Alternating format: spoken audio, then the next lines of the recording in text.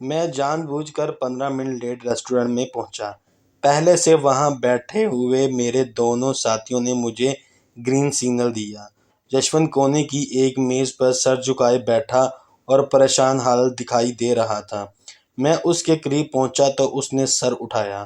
مجھے دیکھ کر اس کی بانچیں کھل اٹھیں۔ بہت انتظار کروایا آپ نے، میں تو مایوس ہو چلا تھا۔ میں نے کہا میں تو صرف 15 منٹ لیٹ ہوا ہوں۔ بہرحال بتائیں کیا ضرورت آن پڑی؟ یشونت نے میرے آگے فی الحقیقت ہاتھ باندھ لیے اور کہا میری عزت اور زندگی اب آپ کے ہاتھ میں ہے۔ میں نے کہا یشونت بابو بتاؤ تو صحیح کیا بات ہے؟ یہاں میں بتاتا چلوں کہ یشونت کو میں نے اپنا ہندو نام بھی ابھی تک نہیں بتایا تھا، اسی لیے وہ مجھے صرف صاحب کہہ کر مخاطب کرتا تھا۔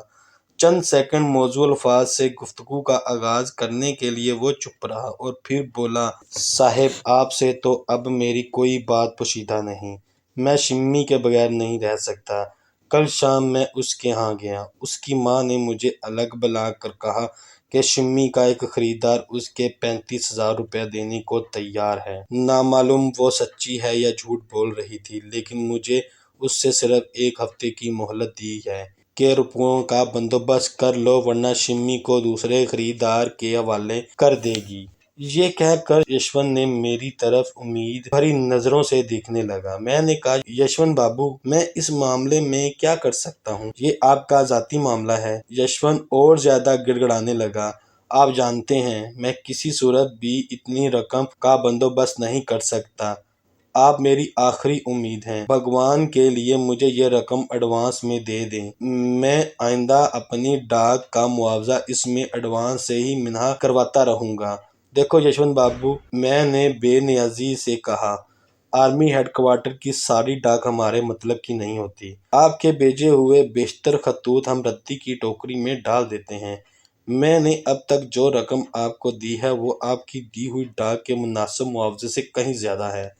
آپ سے دوستی ہو گئی ہے اسی لیے میں نے یہ سلسلہ جاری رکھا ہوا ہے۔ اب آپ کو 35,000 روپے درکار ہیں تو وہ میں اس قسم کی ڈاک کے عوض ایڈوانس نہیں دے سکتا۔ میں بھی آگے جواب دہ ہوں، اس کی صرف ایک صورت ہے کہ اگر تارا پور کی فائلیں آپ مجھے لا دیں تو پھر یہ رقم آپ کو مل سکتی ہے، لیکن وہ فائلیں تو جنرل صاحب کی سیف میں رکھی ہوئی ہیں اور سیف کی چابیاں جنرل صاحب کے پاس ہوتی ہیں، یشونت نے مایوسی سے جواب دیا اور خاموش ہو گیا۔ میں نے فوراً ہی اس سکوت کو توڑ دیا اور کہا یشونت بابو ضرورت ایجاد کی ماں ہے، آپ کے بقول جنرل صاحب کی سیف کھولتے بھی آپ ہیں اور بند بھی آپ کرتے ہیں۔ یہ 2 موقع ایسے ہیں جن میں آپ چابیوں کے نقش صابن کی ٹکیوں پر لے سکتے ہیں، آپ نقش لے لیں اور چابیاں بنوا لیں۔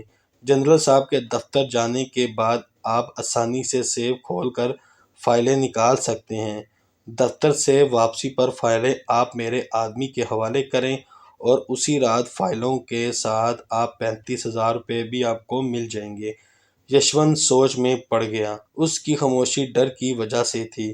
میں نے اسے سوچنے کی مہلت نہ دی اور کہا چابیوں کے نقش اتارنے میں زیادہ سے زیادہ 1 منٹ صرف ہوگا اور فائلیں نکالنے میں کم و بیش اتنا ہی وقت لگے گا، رسک تو آپ پہلے ہی لے رہے ہیں، یہ تو کل 2 منٹ کی بات ہے جس کے عوض آپ اپنی سب سے بڑی حسرت پوری کر سکیں گے، ورنہ اگر اس آرزو کو دل میں لیے آپ کا دیہانت ہو گیا تو آپ کی آتما بھی بھٹکتی رہے گی اور مرنے کے بعد بھی اسے شانتی نہیں ملے گی۔ یشونت کا کچھ خوف تو میں نے دور کر دیا اور کچھ اس کی خواہش نے۔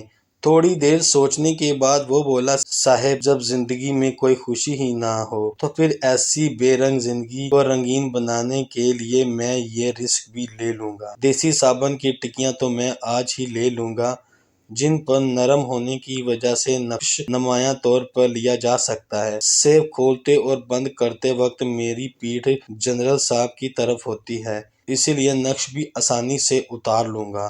جنرل صاحب چونکہ ٹائپنگ کے لیے مجھے ہی بلواتے ہیں اسی لیے ان کے جانے کے بعد صفائی ہونے سے پہلے کوئی بہانہ بنا کر اس کمرے میں جا سکتا ہوں اور فائلیں نکال سکتا ہوں، کسی کو بھی شک نہیں ہوگا لیکن ایک اڑچن ہے جنرل صاحب، اس محدود وقت میں مجھے نہیں بلواتے تو پھر کیا ہوگا؟ محدود مدت سے یشونت کی مراد شمی کی ماں کی دی ہوئی مہلت۔ میں نے کہا کہ اگر اس دوران جنرل نے تمہیں نہ بلوایا تو تم اپنا قلم سیف میں بھول جانے کا کہہ کر بھی جنرل سے چابیاں لے سکتے ہو۔ اگر لگن سچی ہے تو بھگوان خود رستے بنا دے گا۔ آپ روپیہ تیار رکھیں، میں فائلیں لانے کی پوری کوشش کروں گا۔ یہ کہہ کر یشونت نے مجھے نمستے کہا اور رخصت چاہی۔ میں سوچ رہا تھا کہ یشونت کا بھگوان تو اس کا راستہ بنائے یا نہ بنائے، میرا اللہ یقیناً ہمیں اپنے مقصد میں کامیابی دے گا۔ اچانک مجھے خیال آیا۔ میں نے یشونت کو کہا چونکہ تمہاری ایمرجنسی ہے اسی لیے میرا ایک آدمی ہر روز دفتر سے تمہاری واپسی کے وقت دودھ دہی کی دکان پر تمہارا انتظار کرے گا۔ کیونکہ ڈاک کی وصولی کے لیے تو منگل اور ہفتے کے دن مقرر تھے۔ یشونت نے شکرانے کے انداز میں دوبارہ مجھے نمستے کہا اور چلا گیا۔ تھوڑی دیر بعد میں بھی اپنے منصوبے کی اب تک کامیابی اور آئندہ کامیابی کے خیالات میں کھویا ریسٹورانٹ سے باہر آ گیا اور اپنے ساتھی کے گھر چلا گیا۔ انہیں کہا کہ آئندہ منگل تک ہر روز 2 ساتھی دودھ دہی کی دکان پر یشونت کی واپسی کے وقت کا انتظار کریں اور عام ڈاک کے علاوہ جو کچھ بھی وہ دیں اسے فوراً مجھے ٹیلی فون بوتھ سے فون کر کے مقررہ وقت پر مغل محل ریسٹورانٹ میں مجھے دے دیں۔ میں نے اپنی طرف سے تمام انتظامات مکمل کر لیے تھے اور اب ہمیں یشونت کی کامیابی کی خبر سننے کا بے تابی سے انتظار تھا۔ میرے 2 ساتھی ہر روز دودھ کی دکان پر یشونت کی دفتر سے واپسی کے وقت موجود رہتے تھے اور اسے اپنی موجودگی کا احساس بھی دلاتے تھے۔ اس صورتحال میں کئی دن بیت گئے۔ اس دوران یشونت نے مقررہ دن کو انہیں ڈاک کا لفافہ دیا اور اس ڈاک میں ہیڈ کوارٹر کے خطوط کے علاوہ 3 سویپرز کے نام اور گھریلو ایڈریس بھی تھے۔ ہر ایک کے نام کے ساتھ لکھا ہوا تھا کہ وہ کس سینئر افسر کے کمرے کی صفائی کرتا ہے۔ اس بار ہم نے یشونت کی دی ہوئی ڈاک کی مناسب لائٹ میں تصویریں بھی اتاریں اور اپنی کاپیاں کرنے والی سلیٹوں سے کاپیاں بھی بنا لیں، کیونکہ فلموں کے رول تو پاکستان پہنچ کر ہی ڈیولپ ہونے تھے، تب ہی ان کے رزلٹ کا پتہ چل سکتا تھا۔ کاپیاں ہم نے حفظ و متقدم کے طور پر بنا لی تھیں۔ اسی انتظار و بیم کی کیفیت میں ایک روز عبدالکریم میرے ہوٹل آیا اور اپنے کرنل کے متعلق اپنے خیالات پر مبنی صفحات دے کر چلا گیا۔